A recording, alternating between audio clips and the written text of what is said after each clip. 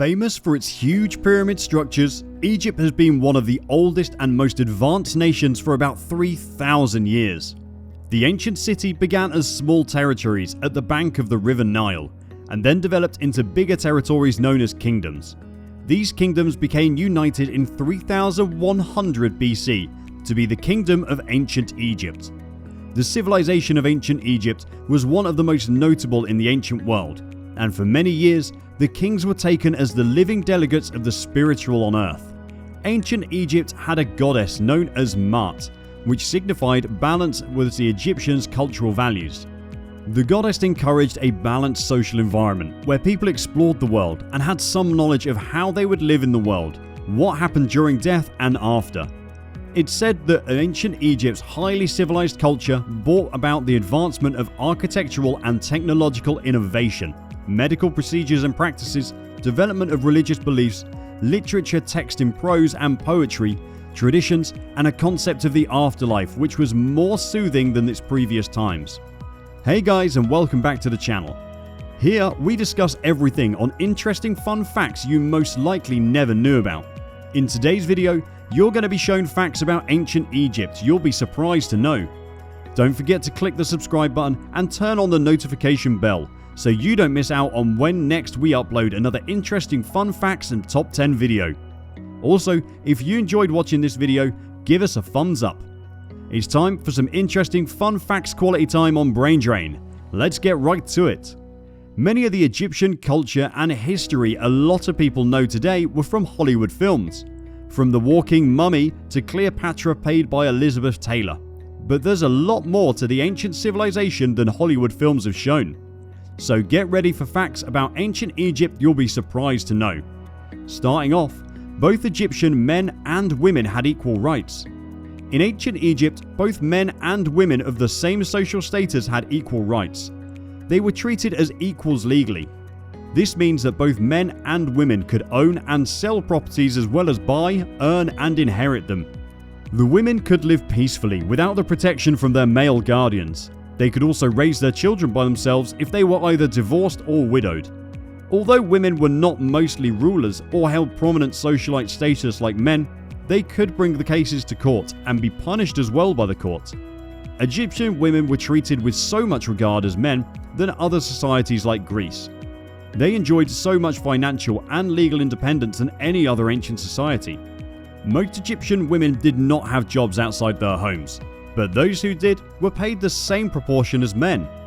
Unlike ancient Greece, where the women were majorly owned by their husbands, the Egyptian women had the right to call off their marriage with their husbands and remarry any other person of their choice.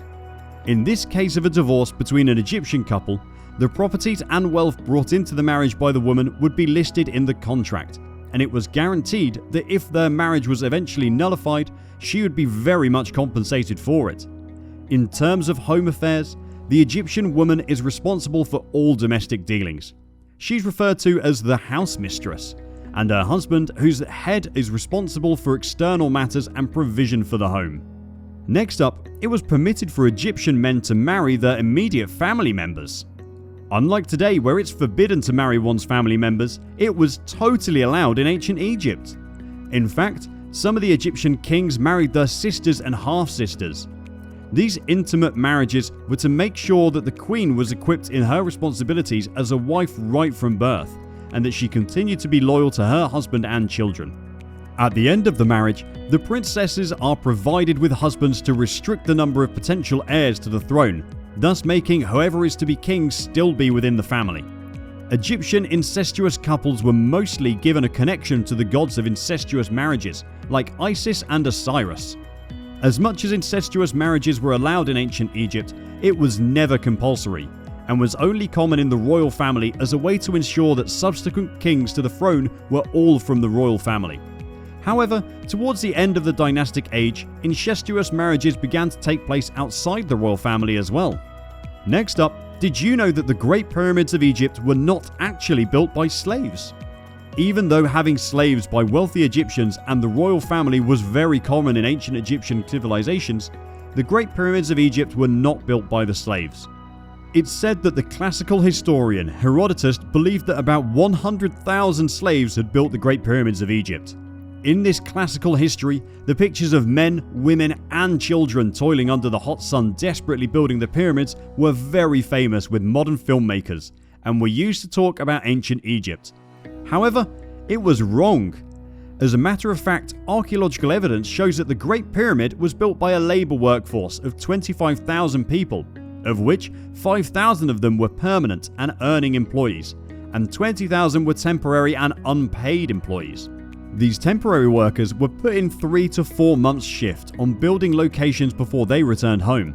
They were paid in forms of food, drinks, and medical aid, and had a temporary tent house close to the pyramids. Some of the workers who died during the construction were buried in a cemetery nearby. The ancient Egyptians didn't actually ride on camels. The ancient Egyptians never rode on camels until towards the end of the dynastic age. They mostly rode on donkeys and boats, which was a more convenient means of transportation. Flowing through the Egyptians' fertile land was the River Nile, which created a natural sewer and highway. The River Nile was linked to many building sites and settlements, and boats sailed on it carrying people to their destinations. Did you know that the time of the ancient Egyptian civilization went on for more than 3,000 years? The ancient Egyptian civilization is one of the oldest and spanned thousands of years. Looking back at those times in history seems like a little time, as King Tut was king for only 10 years. Many of the technological advancements we have today all came far back, as from the ancient days, such as wax, pen, paper, and even toothpaste. The Egyptians invented many other things used today, from office tools to beauty products. Egyptian kings known as pharaohs were mostly obese. All of the huge structures of the past Egyptian rulers portrays the pharaohs as tall, fit, good physique, and healthy, which are not exactly the case with most of them. The Egyptians' food was mostly bread, beer, honey, and wine, which all have very high amounts of sugar. Research has even shown that these Egyptian diets showed in their waistlines. When archaeologists examined the mummies of the past Egyptian rulers, it was observed that many of them were unhealthy and obese and may even have had diabetes. One remarkable example from the 15th century BC is the legendary queen Hatshepsut. Unlike her sarcophagus, which depicts her as being slim and athletic woman, historians believe she was the opposite, fat and unhealthy. The Egyptian labourers were known to go on protests. It can be right to say that the ancient Egyptian labourers were the first set of people to protest and go on strike in the history of mankind.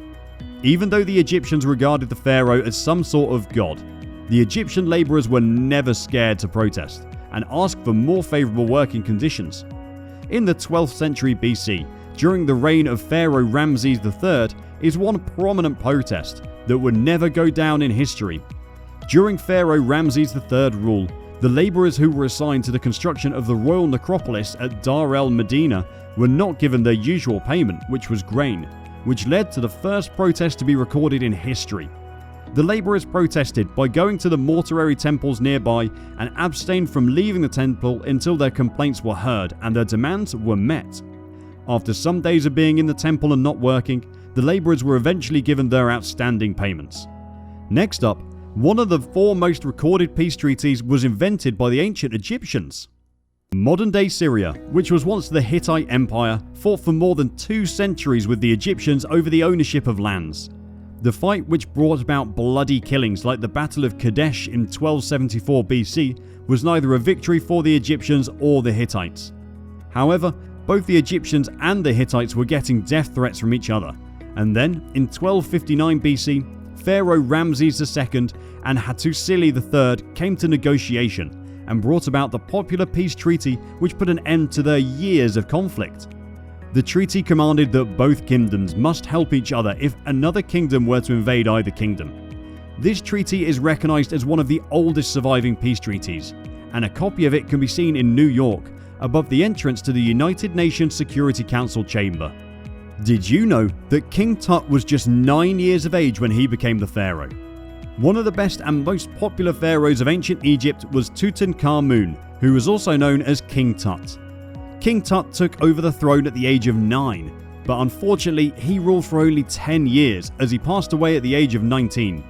He was married to his half-sister, and Kessenparten, and both had 2 daughters.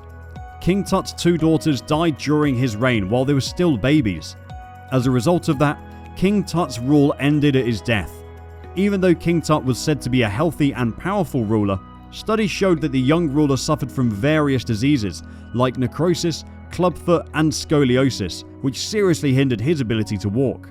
Some say that King Tut was killed by a hippopotamus as a result of his illness, which made him unable to run fast enough from the beast.